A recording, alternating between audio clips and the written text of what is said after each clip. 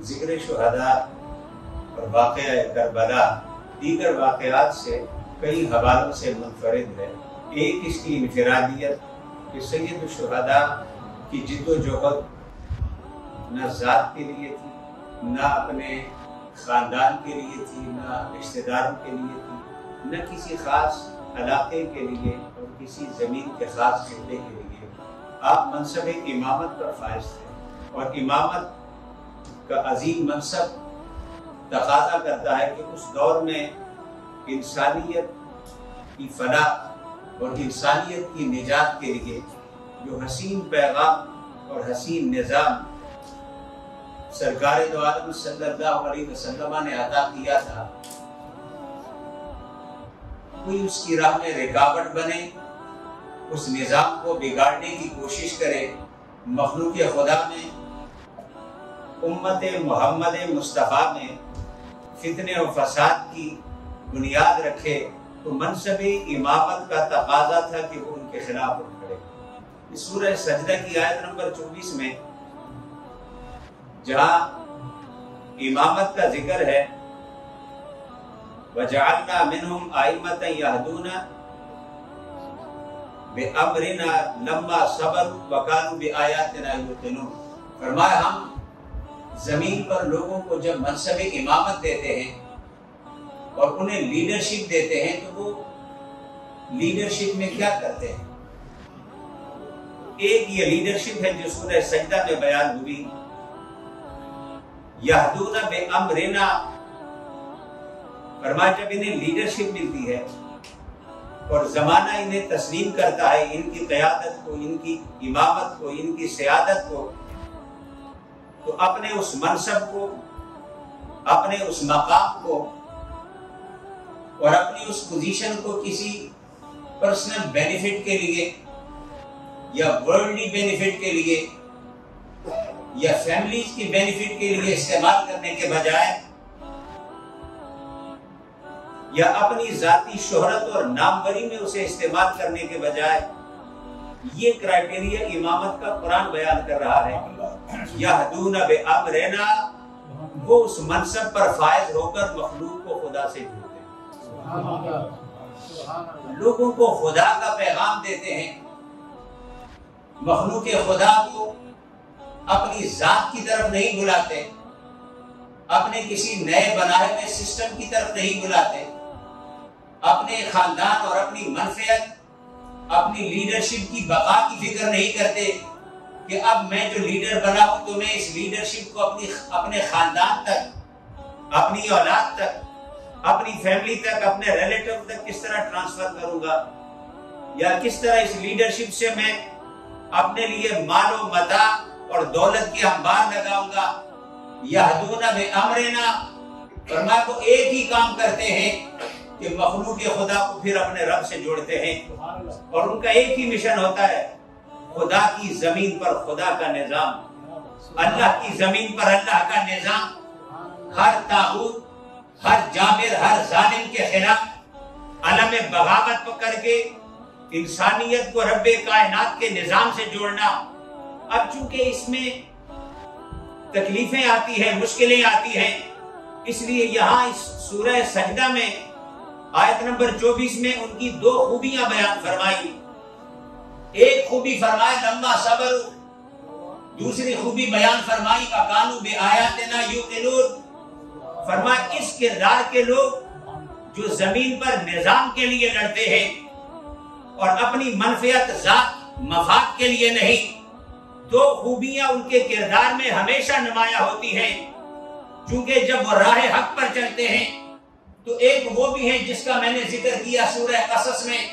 وَجَعَلْنَاهُمْ أَئِمَّةً يَدْعُونَ إِلَى النَّارِ، وہاں پر جو طاغوتی قوتیں ہوتی ہیں جن کی لیڈرشپ کا مطلب ہی اپنی ذات، اپنی شہرت، اپنی اولاد، اپنا مال، اپنا نظام ہوتا ہے، وہ پھر مخالف بن کر کھڑے ہو جاتے ہیں، پھر وہ ہر حربہ آزماتے ہیں، ہر طریقہ اور ہر کنڈا استعمال کرتے ہیں اس امامت کو گرانے کے لیے، اس قیادت اور اس لیڈرشپ کو گرانے کے لیے، پروپیگنڈے سے لے کر الزام تراشیوں سے لے کر پریکٹیکلی انہیں اذیت پہنچانے سے لے کر قتل کے منصوبے تک بناتے ہیں۔ تو فرمایا چونکہ یہاں پر رکاوٹیں بہت ہیں، جگہ جگہ، اور تاریخ انبیاء ہمیں یہ بتاتی ہے کہ جب کبھی اس سسٹم اور ظلم کے خلاف کوئی کھڑے ہوئے تو پوری ہسٹری ہمیں بتاتی ہے یدعون الی النار، جھوٹی لیڈرشپ کا دعویٰ کرنے والے اور اپنے مفاد کے لیے قیادت کو استعمال کرنے والے ہمیشہ ان کے مقابلے میں کھڑے ہوئے۔ میں زیادہ تفصیل کی طرف اس مختصر وقت میں نہیں جا سکتا، مگر ابراہیم علیہ السلام کا قصور کیا تھا؟ ابراہیم علیہ السلام نے اپنا بچپنا غار میں کیوں گزارا؟ ابراہیم علیہ السلام جیسا پیغمبر جس پر تمام آسمانی کتابوں کے ماننے والے متفق ہیں، جن کے اس دور میں جتنے ڈیوائن ریویلیشن سے اپنے آپ کو کنیکٹڈ کہتے ہیں، خواہ وہ عیسائی ہو، خواہ وہ یہودی ہو، خواہ مسلمان، اپنے آپ کو ابراہیم علیہ السلام سے جوڑتے ہیں اور انہیں ابراہمک ریلیجن کہا جاتا ہے۔ ابو الانبیاء اتنی بڑی شخصیت ہے، اتنا بڑا نام ہے، مگر بچپنا تکلیف میں گزرتا ہے، جوانی تکلیف میں گزرتی ہے، اپنے شہر سے ہجرت کرتے ہیں اور نارے نمرود ان کا انتظار کرتی ہے۔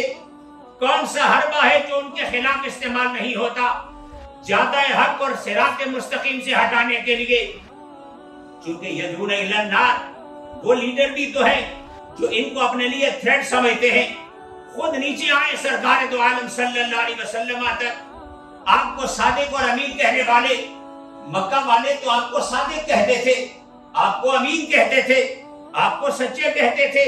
آپ کو ایماندار کہتے تھے، آپ کو بااخلاق کہتے تھے۔ پھر وجہ کیا بنی کہ سگا چچا ابو لہب آپ کے مقابلے میں کھڑا ہو گیا؟ پھر وجہ کیا بنی؟ کون سا ایسا کام مصطفیٰ نے کیا کہ اسی معاشرے کا ابو جہل آپ کے مقابلے میں کھڑا ہو گیا؟ کون سی ایسی آفت آئی کہ ابو لہب کھڑا ہو گیا، عتبہ اور شیبہ کھڑے ہو گئے؟ پھر وہ جو پل کے بچھانے والے تھے کانٹے بچھانے والے بن گئے، وہ جو آنکھوں کو دیکھ کر تسکین حاصل کرنے والے تھے وہ آپ کے وجود کو نعوذ باللہ مٹانے والے بن گئے، آپ کے ماننے والوں کو ستانے والے بن گئے۔ کون سا حربہ ہے جو انہوں نے استعمال نہیں کیا؟ لعنت سے لے کر ظلم و جبر تک۔ کبھی کہا دولت چاہیے تو کہو ہم تمہیں دیں، کسی خاندان سے نسبت چاہیے ہمیں بتائیں، حتیٰ کہ لیڈرشپ چاہیے آؤ کمپرومائز کر کے آپ کو ہم مکے کا لیڈر بھی بناتے ہیں، لیکن ہمارے خداؤں کو سسٹم کو ماننا ہوگا۔ پھر مکہ سے ہجرت، مدینہ میں بھی آپ نے ہجرت بھی کر لی، گھر بار رشتہ دار سب کچھ چھوڑ دیا، مکہ اور مکے میں کعبہ جیسا مقام آپ نے چھوڑ دیا، مگر پھر وہ باز نہ آئے۔ بدر سے لے کر حنین تک، احزاب سے لے کر خیبر تک ایک سیریز ہے دشمنوں کے ستانے کی۔ تو وجہ کیا تھی؟ یہ تو مکے میں صادق کہلاتے تھے، امین کہلاتے تھے، 40 سال ان کے درمیان رہے، بھری جوانی ان کے سامنے گزاری، بچپنا ان کے سامنے گزارا، 40 سال تک آنکھ کا تارا بننے والا کیوں اس کے خلاف ہوئے؟ اس لیے کہ جب تم حق کی طرف بلاؤ گے، جب تم معاشرے میں تسبیح پکڑ کر اپنا ذکر فکر کرتے رہو گے کوئی تم سے نہیں لڑے گا، لیکن جب تم سسٹم کے خلاف کھڑے ہوگے، جب تم غریبوں کی بات کرو گے، جب تم مظلوموں کی بات کہیں گے، تو جن کا نظام اس ظلم پر چلتا ہے، جن کا کاروبار ہی لوگوں کا بیپار ہے، جن کی زندگی لوگوں کے جذبات سے کھیلنے سے بنی ہے، وہ آپ کو کیسے برداشت کریں گے؟ ان کی چودراہٹ، ان کی لیڈرشپ بنی ہی سارے ظلم پر ہے، وہ آپ کے خلاف کھڑے ہو جائیں گے۔ مصطفیٰ 40 سال تک رہے صادق اور امین، لیکن جب پیغام دیا قولوا لا الہ الا اللہ تفلحون، وہی صادق اور امین کہنے والے ساحر کہنے لگے، جادوگر نعوذ باللہ کہنے لگے، خاندانوں کو لڑانے والا کہنے لگے۔ یہ ایک پیغام مسلسل چلا رہا ہے، اس لیے اللہ نے سورہ سجدہ میں فرمایا اس امامت کے منصب پر جب بھی فائز ہوگے، نظام کے خلاف جب بھی کھڑے ہوگے، دو کردار اور دو صفات تمہارے کردار میں ہمیشہ چمکنے چاہیے، ایک لمبا صبر، ایک تمہیں صبر کا پہاڑ ہونا پڑے گا، وَقَانُوا بِآيَاتِنَا يُوقِنُونَ، ایک شک کی وادی سے نکل کر تمہیں یقین والا ہونا پڑے گا۔